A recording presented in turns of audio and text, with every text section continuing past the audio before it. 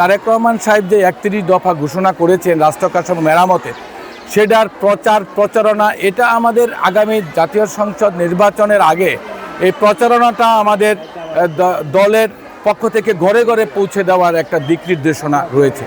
আমরা কতটুকু সেটা করছি, আমাদের মা বোনদের মাঝে যেখানে অর্ধেক ভোটারের অর্ধেক নারী, তাদের মধ্যে কতটুকু জাগরণ সৃষ্টি করতে পারছি সেই বার্তা দিতে, এবং তারা আজকে যে বার্তা নিয়ে যাবে সেটা যাতে তারা আমাদের ৪,৭৫,০০০ এই গাজীপুর ১ আসনের ভোটারের প্রায় অর্ধেক নারী ভোটার, সে ভোটারদের মাঝে যাতে পৌঁছে দেয়।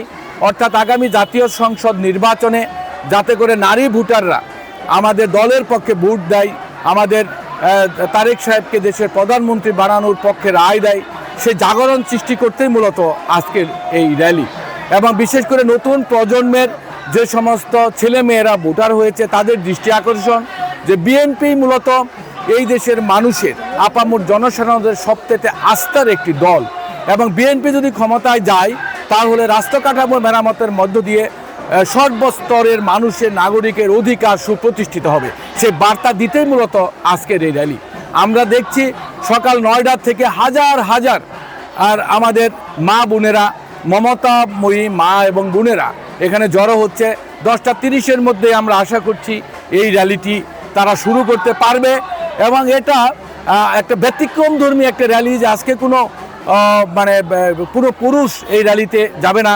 এবং শুক্রবারে করলে গার্মেন্টস এরিয়া, অনেকেই মনে করে গার্মেন্টস থেকে হয়তোবা এখানে এসে কাউকে সাপোর্ট দিচ্ছে, যেই কারণে আমরা আজকে অফিস খোলার দিন করছি, যাতে এখানে আমাদের গাজীপুর ১-এর যারা সাধারণ ভোটার, নারী ভোটার, তারা যাতে অংশগ্রহণ করে এবং আগামী জাতীয় সংসদ নির্বাচনে একটা পজিটিভ একটা প্রভাব ফেলতে পারে, সেই লক্ষ্য নিয়েই মূলত আজকের আমাদের উপজেলা এবং পৌর মহিলা দলে বিশাল আয়োজন করেছে। আমি দেখে নিজেই অভিভূত যে কীভাবে এত হাজার হাজার নারী এবং মা বোনেরা এখানে জড়ো হচ্ছে। ইনশাল্লাহ আমাদের এই গাজীপুর ১ আসন বিগত ৩৫ বছর আমরা পাইনি।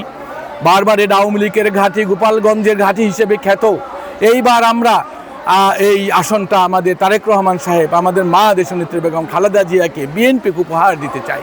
আপনারা যারা সাংবাদিক এবং সকলেই যারা আমার এই কথা শুনছেন, সকলের কাছে অনুরোধ যে আমরা প্রমাণ করব যে কালিয়াকুর ১ আসন, গাজীপুর ১ আসন গোপালগঞ্জ নয়, এটা বিএনপির ঘাঁটি। অন্য যে কোনো জেলার চাইতে এখানে এই গাজীপুর ১ আসন বিএনপির রাজনীতিকে প্রতিনিধিত্ব করার একটা সক্ষমতা রয়েছে।